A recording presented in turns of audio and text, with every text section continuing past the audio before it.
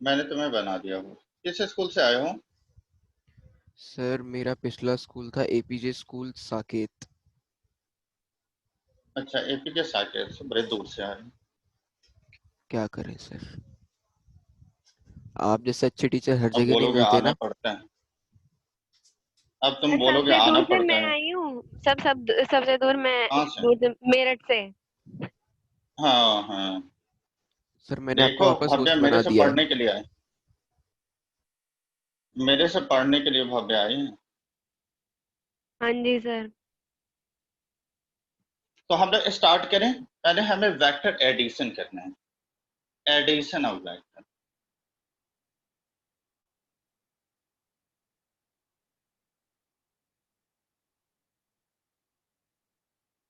इसमें हम दो सिचुएशन लेंगे। when the two vector are acting in the same direction, when the two vector are at some angle. First condition में हम लेंगे when the two vectors are in the same direction. अगर दो vector same direction में हैं और उसके हमें एडिशन करना है, like this is vector A and this is vector B. अगर हमें एडिशन करने का रूल क्या होता है, फर्स्ट वेक्टर के हेड पर सेकेंड वेक्टर के टेल को सुपरइम्पोज।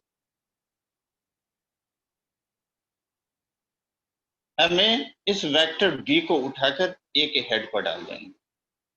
फर्स्ट के हेड पर सेकेंड के टेल को सुपर इम्पोज। अब जो रिजल्टेंट हो गए उसके मैग्नीट्यूड इंक्रीज। तो R resultant vector A plus of vector B. Clear है यहां तक में किसी को डाउट? नो जब दो सर। वेक्टर सेम डायरेक्शन में हो तो एक वेक्टर के हेड पर दूसरे वेक्टर के टेल को सुपर इम्पोज करते। लाइक हम एक एग्जांपल लेकर देखते हैं।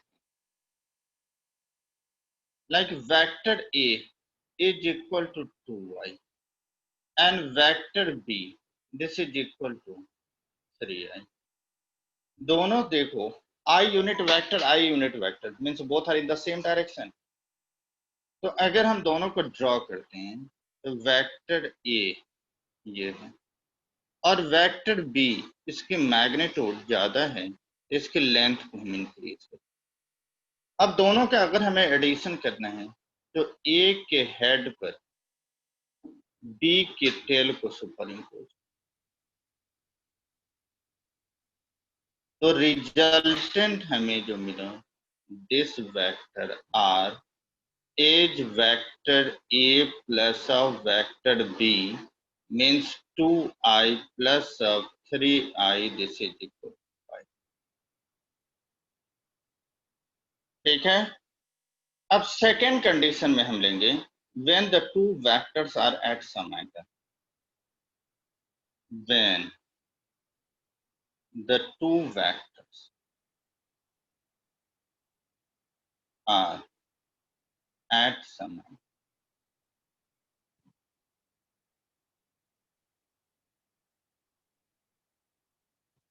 लाइक एक वेक्टर हमने ए ली और दूसरे वेक्टर कोई भी हमने कहीं भी स्पेस में दी।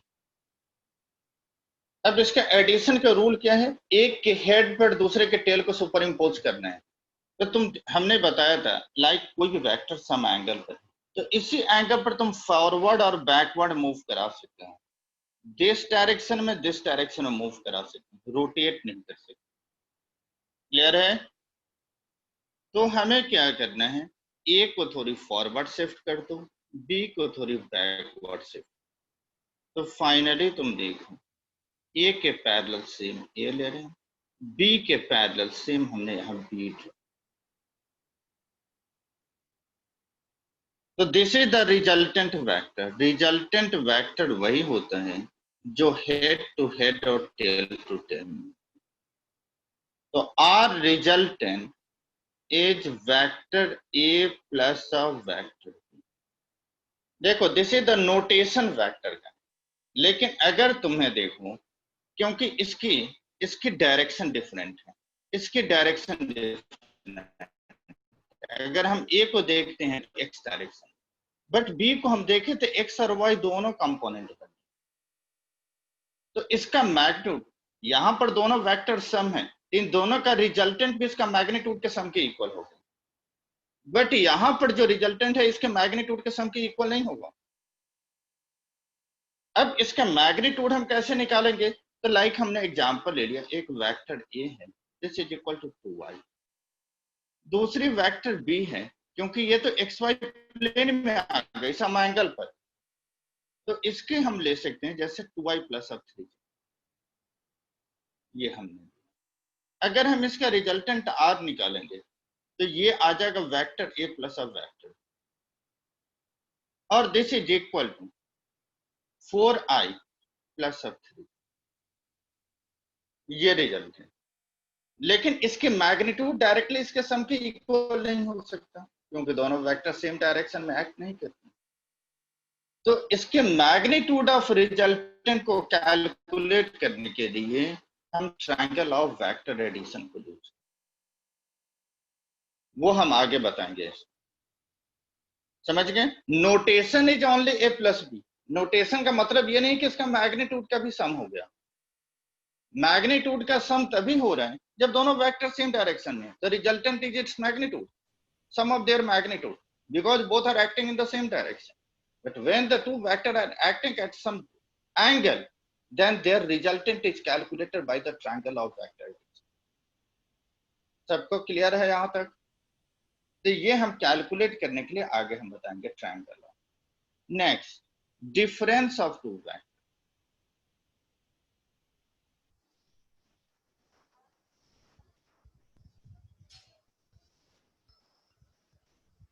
Like first condition, when the two vectors are in the same direction,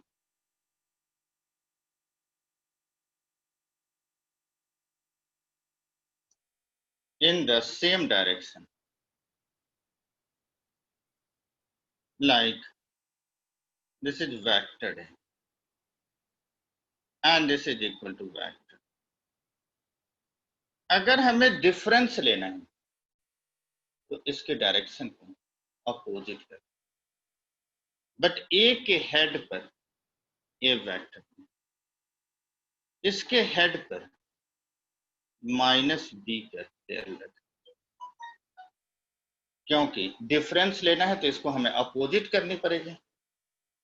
अब यहां तक इस ए से इतनी माइनस हो गई, तो बचा कितना, इतनी बच गई। ये रिजल्टेंट आर हम डायरेक्टली वेक्टर में माइनस नहीं लिखते हैं, हम लिखते हैं vector A plus of minus of n. Vector finally sum ही होते, वेक्टर डिफरेंस नहीं होते। फाइनली कैलकुलेशन करने के लिए हम A minus, but when the two vectors are acting at some angle, like this is vector and this is vector, सबसे पहले तुम्हें ए के हेड पर बी के टेल को सुपर इम्पोज, सेम इसी के पैरेलल ड्रॉ करो, ये वेक्टर। अगर हम दोनों का वेक्टर सम करना है तब तो दिस इज द रिजल्ट, ये R vector, vector A plus. अगर हमें ए और बी का डिफरेंस चाहिए तो सेम मैग्नीट्यूड के बी वेक्टर को अपोजिट डायरेक्शन में, दिस इज माइनस। तो रिजल्टेंट अब ये होगा डिफरेंस के लिए, R vector A plus of minus of. सबको क्लियर है यहां तक? कुशल? Yes sir. नेक्स्ट हम आ जाए, पेज टर्न करूं? हाँ sir. Triangle of vector addition.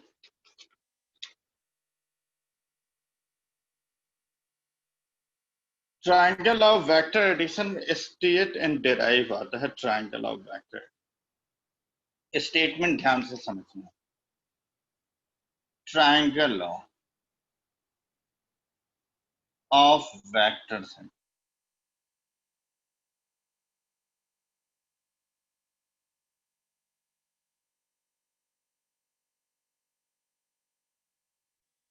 when the two vectors are acting at a point which are in the same order form two sides of a triangle, then their third side is the resultant, which is in opposite order.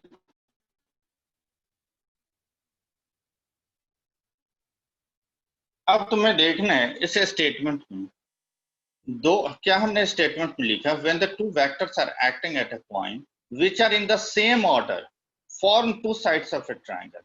Same order का मतलब होता है एक vector के head पर दूसरे vector के tail को सुपर इम्पोज कर, मीन सेम ऑर्डर में। तो अपोजिट ऑर्डर में वही होगा जो हेड टू हेड और टेल टू टेल। अब देखो हम डायग्राम का ड्रॉ करें। This is vector A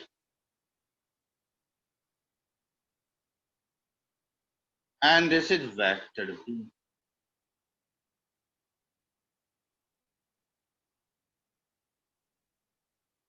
and this is the resultant।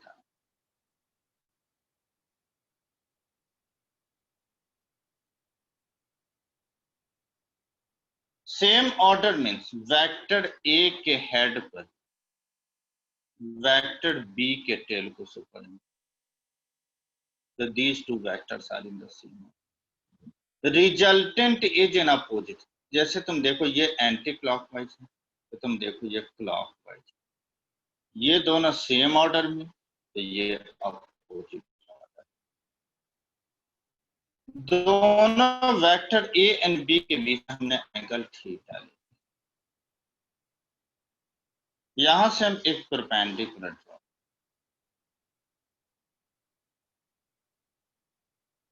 This is the perpendicular, this is the angle between, इसको हम बोलते हैं direction of resultant, alpha something. Means resultant vector vector ए के साथ कितने एंगल फॉर्म कर रहे हैं, this is the direction of. अब जैसे ये वेक्टर बी है, ये हमने राइट एंगल ट्रायंगल ड्रॉ किया, तो ये बी, तो ये कंपोनेंट कितना होगा, हमने रेक्टेंगुलर कंपोनेंट लास्ट क्लास में बताया था। जैसे आर हमने वेक्टर लिया और दिस एंगल इज थीटा, तो एक्स कंपोनेंट आर का क्या होता है, R cos theta. Y component क्या होती है, आर साइन। तो जिसके साथ एंगल फॉर्म कर रहा है रिजल्टेंट, वो कंपोनेंट आएगा कॉस का। अगर हम इस राइट एंगल ट्रायंगल में देखें तो बी इज द रिजल्टेंट, इसकी दिस कंपोनेंट होगा बी कॉस थीटा और दिस कंपोनेंट होगी बी साइन। हमने नेमिंग कर दिया triangle O P Q S. अब हमें लेना है, हमें जो कैलकुलेट करना है magnitude of the resultant, means R का मॉडुलस चाहिए, मैग्नीट्यूड, आर की मैग्नीट्यूड, डायरेक्शन तो अल्फा है रिजल्टेंट का, और मैग्नीट्यूड ऑफ आर हमें फाइंड करना है, मींस आर की modulus this is also equal to R, ये हमें फाइंड, हमें पहले राइट एंगल ट्रायंगल चाहिए, triangle O Q S, in triangle O Q S, किसी को भी डाउट हो तो पूछ लेना, शर्माने की जरूरत नहीं है। सर आपकी स्क्रीन थोड़ी ब्लर आ रही है। बाद में ये नहीं बोलना है कि सर ने, अच्छा अच्छा अच्छा, चलिए इसके लिए भी कुछ इम्प्रूवमेंट करते हैं, देखते हैं।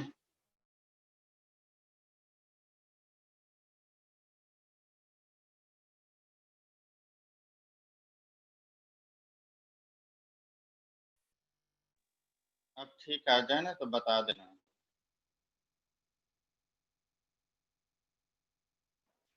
सर इसके आया प्रूफ कुछ? आते हैं एग्जाम में? जी 3 मार्कर होता है, 1 नंबर में स्टेटमेंट, 2 नंबर में प्रूफ। अब ठीक है कि नहीं? सर अभी भी ब्लर है।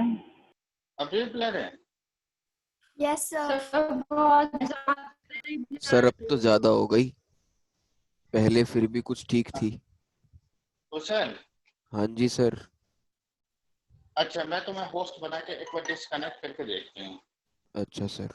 नहीं, दोबारा से मैं रिज्वाइन करके मैं देख लेता हूँ रिकॉर्ड, जब हम लोग बातें कर रहे हैं कुछ उधर। ठीक है, राइट एंगल ट्रायंगल लेते हैं O Q S, Pythagoras theorem, this square plus of this square is equal to this square होगा, O S square O Q square Q S का स्क्वायर,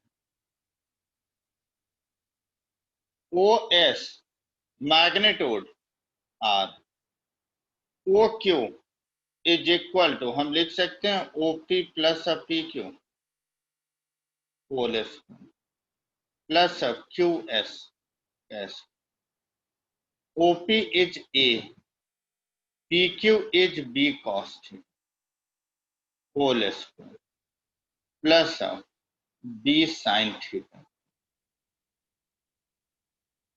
तो R square is equal A square B square cos square theta 2AB cos theta B square sin square।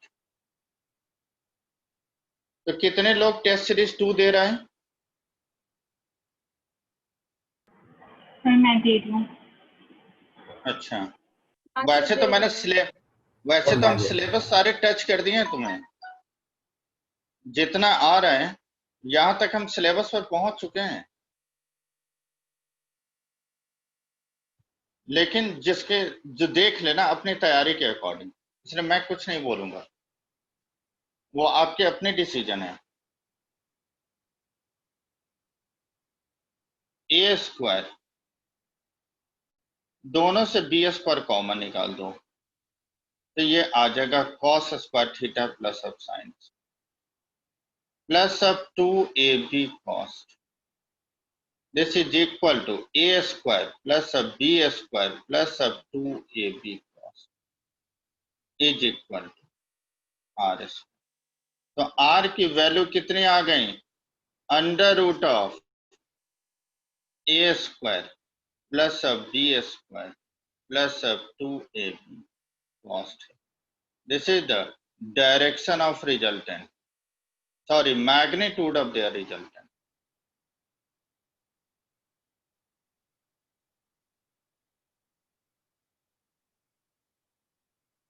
अब हमें चाहिए direction of resultant. Direction of resultant means resultant किसी vector के साथ जो angle form करे, दिस इज द डायरेक्शन। तो direction of resultant, यही डायरेक्शन निकालने में, फॉर्मूला में तो देखने में इजी होता है, बच्चे डायरेक्शन ऑफ रिजल्टेंट निकालने में कंफ्यूजन में रहते हैं। ये ध्यान से, इसको जब क्वेश्चन हम कराएंगे तो समझ में आएगा तुम्हें। देखो अल्फा हमें चाहिए, तो हम राइट एंगल ट्रायंगल से हम डायरेक्टली tan अल्फा लेते हैं। This is the perpendicular and this is equal to base, means b sin theta upon a plus of b cos। Bhavya, yes sir. मैं बोला स्क्रीनशॉट को एक बार तुम शेयर भी कर देते ना, तो बच्चे ये तो चेक कर लेगा ना कि मैं, मेरा है नेम या नहीं। सर कर बात तो समझ दिया रहे हो? मैंने। कर दिया है? मैंने यस देखा नहीं है, मैंने मैंने सब पे तुम्हें भेज ऐसे दिया। बोला। सब लोग अभी चेक भेजा कर लेना, सर। बाद में बोलोगे ना तो कान उखाड़ लेंगे सबका। Alpha is equal to tan inverse b sin theta upon a plus of b cos। यहां तक में किसी को डाउट है पूछ लीजिए,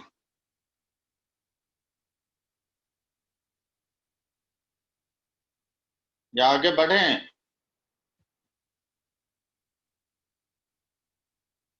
yes sir. Yes sir. Parallelogram law of vector addition, यही लास्ट है जो सिलेबस में आ रहा है तुम्हारा। Parallelogram law of vector addition.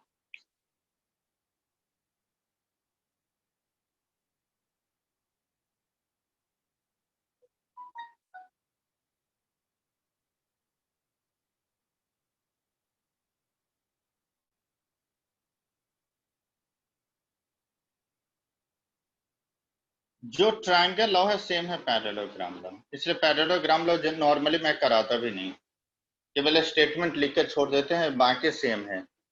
क्योंकि ये पैरेललोग्राम का ही स्पेशल केस होता है triangle law. Two vectors are acting at a point which are in the same order form two sides of a parallelogram,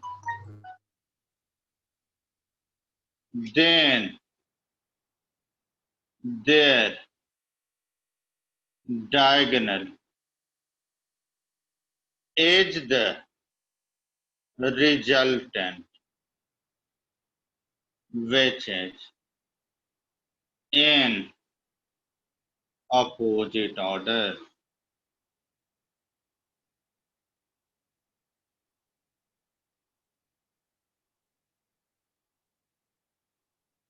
statement जो क्लियर है सबको, जो triangle law of vector addition का statement है same है parallelogram law of vector addition.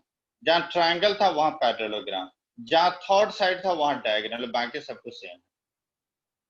Like this is vector A and this is vector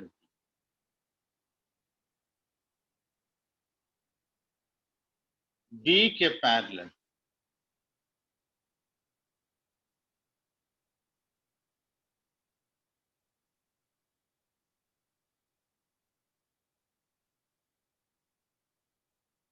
this is the diagonal,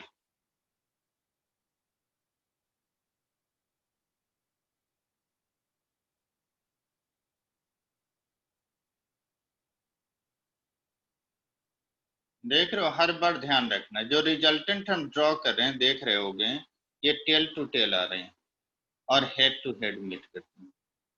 are is the result, same this side के parallel ये side और this side के parallel ये, and this is the angle between the two vector, outer angle लेते हैं।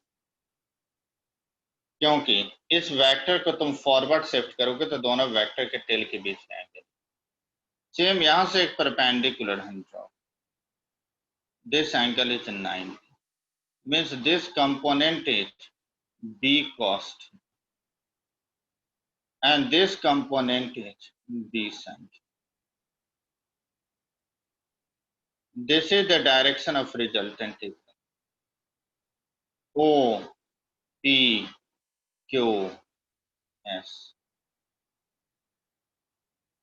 अगर बाकी तुम चाहोगे तो सेम है ट्रायंगल, अगर मैं नहीं भी लिखूं तो तुम, हमें लगता है जो ट्रायंगल है उसी को कॉपी कर दोगे।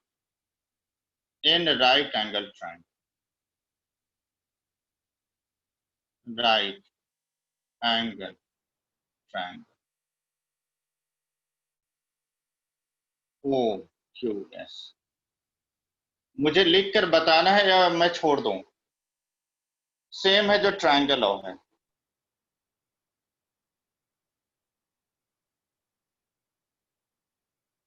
क्या करना है बोलो, जो तुम लोग बोलोगे वही मैं करूं, क्योंकि सेम है उसी चीज को हम कॉपी क्यों कराएं? नहीं, सेम जो स्टेटमेंट भी तुम देख रहे हो सेम ही स्टेटमेंट है, केवल ट्रायंगल के बदले में हमने पैरेललोग्राम डाल दिया और थर्ड साइड के बदले में हमने रिजल्टेंट लिख दिया।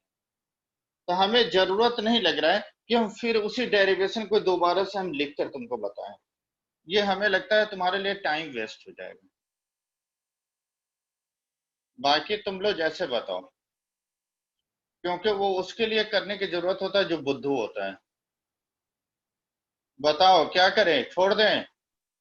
सर छोड़ दिया जाए। मारा जाए नहीं, छोड़ दिया जाए, ठीक है। हाँ, तो हमारा जो अब तक जो सिलेबस आ रहा है जो टर्म 2 का, ये यहीं तक है। अब मेरा यह है कि मैंने लास्ट क्लास में कुछ क्वेश्चन हमने एनसीईआरटी का टिक कराया था, कितने लोगों ने ट्राई किया है? मैंने जो एनसीईआरटी क्वेश्चन टिक कराया वो कितने लोगों ने ट्राई किया?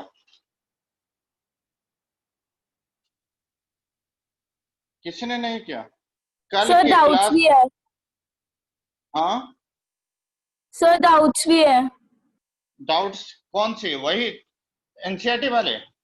सर ये एनसीईआरटी सॉल्यूशंस। NCERT solutions? क्या क्या डाउट्स? सर मुझे ना 3.8 समझ नहीं आया। 3.8 मैं चाह रहा था सारे क्वेश्चन डिस्कस करने का, समझ रहे हो, कि सारे बच्चे को बेनिफिट हो सकता है, बाकी बच्चे को और भी क्वेश्चन नहीं सॉल्व हुआ हो, तो मैं वो भी चाह रहा था डिस्कस करना।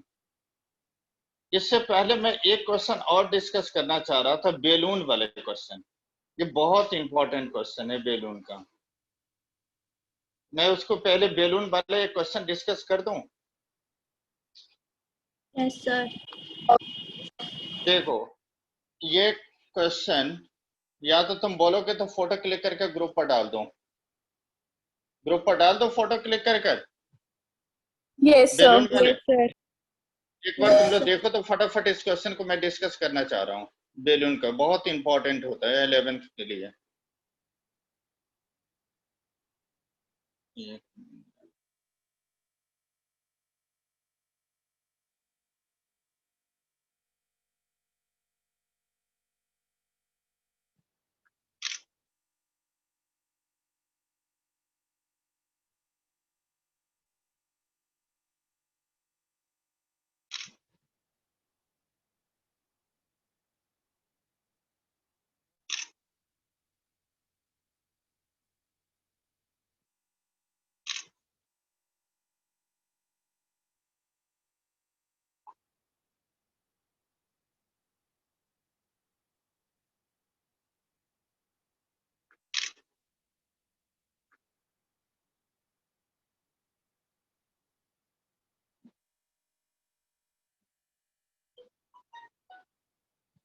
ट्वेंटी 29 एक क्वेश्चन पहले देखो तो 29 सबने पढ़ लिया?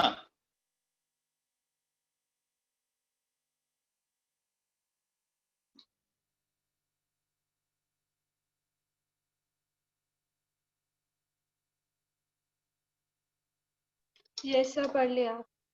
देखो इस क्वेश्चन में गिवन है क्वेश्चन नंबर 29 में जो क्वेश्चन क्लास में कराऊं जरूर नोट डाउन करके नोट्स जरूर बनाना। मैं सारे क्वेश्चन एसएल से सेलेक्ट करके एनसीईआरटी से सेलेक्ट करके क्लास में डिस्कस करना चाह रहा हूँ, तो वो चीज तुम्हारे पास नोट्स कंप्लीट होना चाहिए। हमें गिवन है balloon is ascending at a rate of 9.8 meter per second to a height of 39.2 meter above the ground। मतलब बेलून क्या है, ये कांस्टेंट स्पीड से ऊपर जा रहे हैं लाइक ए ग्राउंड, और यहां से बेलून कांस्टेंट रेट से मतलब कांस्टेंट स्पीड से जो हाइट गेन कर रहा है वो 39.2 और इसकी स्पीड है 9.8 मीटर पर second. When a food packet is dropped from the balloon, balloon से एक food packet को drop किया जा रहा है, after how much time and with what velocity does it reach the ground। अब देखो एक चीज तुमने वैसे तो 9th तक में पढ़ा होगा, लॉज ऑफ मोशन, इनर्शिया भी सुना होगा। इनर्शिया का मतलब क्या होता है, tendency of a body to remain in the same state unless an external force is applied. मतलब बॉडी उसी स्टेट में रहेगी जब तक कि कोई उस पर एक्सटर्नल एजेंसी वर्क नहीं कर रहा है। देखो अगर ये बैलून यहाँ स्टेशनरी होता और फूड पैकेट को यहां से हम ड्रॉप करते हैं तो नीचे सीधा फ्री फॉलिंग होता, लेकिन बैलून के साथ फूड पैकेट ऑलरेडी है, मींस फूड पैक बैलून अगर मोशन में है मींस फूड पैकेट भी मोशन में है। अगर तुम ड्रॉप करोगे, अच्छा तुमने देखा होगा चलते बस से कितने लोगों ने उतरा है कि बस चल रही है उतर गए तुम स्टैंड आने से पहले। अगर तुम देखो बस चल रही है और एट ए टाइम तुम चलते बस से उतर जाओगे ना, तो तुम बस के डायरेक्शन में कुछ डिस्टेंस तक तुम दौड़ोगे, अगर तुमने नहीं दौड़ा तो तुम गिर जाओगे, क्योंकि अपने स्टेट को इंस्टेंटली तुम चेंज करोगे। ऑब्जेक्ट मोशन से रेस्ट में आ रहा है तो उस केस में तुम ड्रॉप कर जाओगे। तुम देखते हो कार चल रही है, इंस्टेंटली ब्रेक लगती है, तुम फॉरवर्ड डायरेक्शन में मूव करते हो, क्योंकि हमारे बॉडी का टेंडेंसी है मूव करने की और उसके हमने स्टेट को चेंज करा दिया। तभी हमें बोला जाता है जब चलती बस हो तो थोड़ी देर तक उसी डायरेक्शन में तुम्हें मूव करना है। अब ये नहीं कि पीछे मूव करने लगना, सेम डायरेक्शन में मूव करना है, तभी इनर्शिया को फॉलो करते हैं। तो सेम बैलून के साथ फुट पॉकेट तो इनिशियली मोशन में है, अगर तुम ड्रॉप भी करोगे तो थोड़ी टाइम के लिए देखो ये ऊपर ऐसे जाकर फिर ऐसे आएगा, क्योंकि उसकी टेंडेंसी मोशन करने की, वो रेस्ट में नहीं है ऑब्जेक्ट। समझ में आ गए? तो initial direction of motion upward है या डाउनवर्ड? सर इनिशियल तो अपवर्ड है। अपवर्ड है, मीन्स यहां से हम देख रहे हैं यहां से तुम फूड पैकेट को ड्रॉप कर रहे हो और initial direction of motion means velocity का डायरेक्शन अपवर्ड है। तो जिस हाइट से तुम फूड पैकेट को ड्रॉप कर रहे हो तभी हम यहां पर इक्वेशन लेते हैं y is equal to y naught plus of U Y T plus half of A Y into T S. Kinematics में हमेशा हम इसी इक्वेशन को फॉलो करते हैं, इससे कभी भी तुम्हें साइन कन्वेंशन में मिस्टेक नहीं होगा। तुम देखना कैसे मैं वैल्यू पुट करता हूं। y is the final position of an object with respect to ground. Finally food packet ground पर ही तो आ गए, तो ग्राउंड के रिस्पेक्ट में फूड पैकेट का फाइनल पोजीशन क्या है? 0। y is the final position of an object with respect to ground. अगर फूड पैकेट यहां पर अगर आता, यहां कोई प्लेटफॉर्म बनी होती और यहां होता तो दिस इज द y, लेकिन फूड पैकेट तो ग्राउंड को स्ट्राइक कर गई, क्योंकि हमें तो क्वेश्चन में यही बोला जा रहा है कि ग्राउंड तक आने में कितना टाइम लगा, मतलब final position of the food packet is 0 with respect to ground, तो y को हमने 0 लग दिया। y naught is the initial position. तुम्हें तो काउंटिंग कब करना है? जब तुमने फूड पैकेट को ड्रॉप कर दिया, हम वहां से काउंटिंग स्टार्ट करेंगे।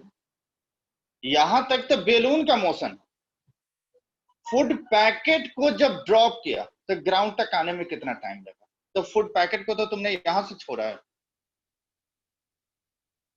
बात समझ में आ रही है हमारी? तुम फूड पैकेट के टाइम कैलकुलेट कर रहे हो ग्राउंड पर आने पर। ये तो बैलून के साथ फूड पैकेट का कंबाइंड मोशन है, तो तभी तुम बोले बैलून मूव कर रही है। यहां से तुमने फूड पैकेट को अलग किया है इस हाइट पर लाकर। क्वेश्चन में भी यही बोल रहा है कि जब 39.2 मीटर तक बैलून आएगी तो वहां से फूड पैकेट को हम ड्रॉप करते हैं। तो फूड पैकेट को ग्राउंड पर आने में कितना टाइम लगेगा? हम फूड पैकेट के काउंटिंग की बात कर रहे हैं, बैलून की नहीं बात कर रहे हैं। आ रही बात समझ में? तो फूड पैकेट को तुम यहां से ड्रॉप कर रहे हैं, तो फूड पैकेट का इनिशियल हाइट 39.2 ये है। uy initial direction of motion is upward 9.8 into t. Initial direction is upward. अब g का तुम बोलोगे ऊपर भी तो जा रहे हैं नीचे भी आ रहे हैं, तो हम इनिशियल हर बार यही रिपीट कर रहे हैं कि g इनिशियल डायरेक्शन को हम लेते हैं, तो इनिशियली अपवर्ड जा रही है, तो -12 g इंटू टी एस। देखो तो क्वाड्रेटिक इक्वेशन बन गई, टी की वैल्यू आ जाएगा। टी की वैल्यू तुम कैलकुलेट करोगे तो 4 सेकंड आएगा। अब तुम्हारे माइंड में होगा 9.8 क्यों लिया, 10 ले लेते तो इजी तो होता कैलकुलेशन। तो 39.2 9.8 से कैंसिल आउट होते हैं, ये फैक्टर होता है 9.8 का, तो तुम्हारे लिए कैलकुलेशन इजी होगा। 4 सेकंड टाइम मिल गए। अब तुम्हें कैलकुलेट करना किस वेलोसिटी से ग्राउंड को स्ट्राइक कर रहे हैं, v = u + at। u तो तुम्हें गिवन है 9.8, initial direction of motion is upward, तो g is minus of 9.8, time is 4, तो ये आ जाएगा -29.4 मीटर पर सेकंड।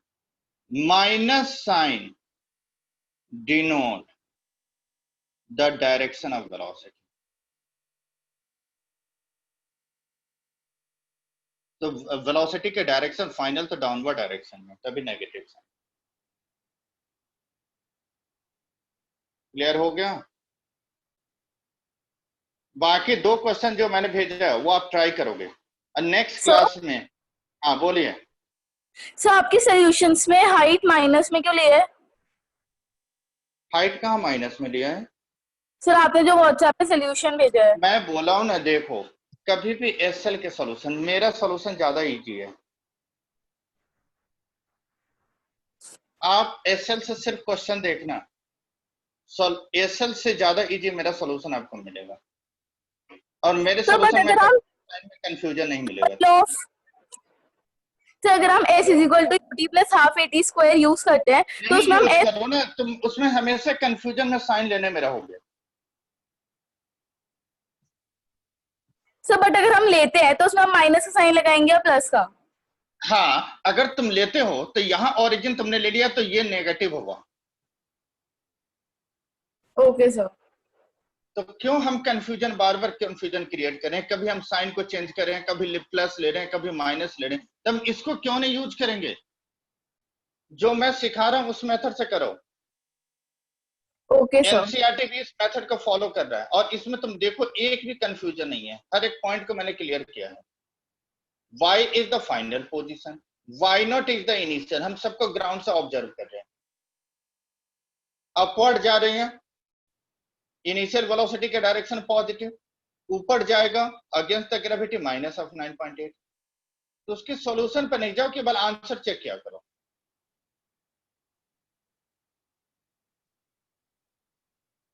आ रही बात समझ में? Yes sir. अगर सॉल्यूशन पर तुम गए तो तुम कंफ्यूज हो जाओगे, काइनेमेटिक्स कभी नहीं समझ में आएगा।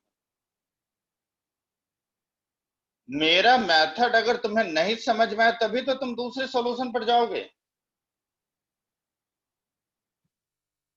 बात समझ में आ रहे हैं? Yes sir. जैसे करा रहा हूं ना वैसे करते जाओ, ठीक है? तो आज इतने ही रखें, टाइम भी हो गया, तुम लोग का भी नेक्स्ट क्लास होगा। तो मैं इसको भेज रहा हूँ। भव्या, टोटल अटेंडेंस आज का बता दो।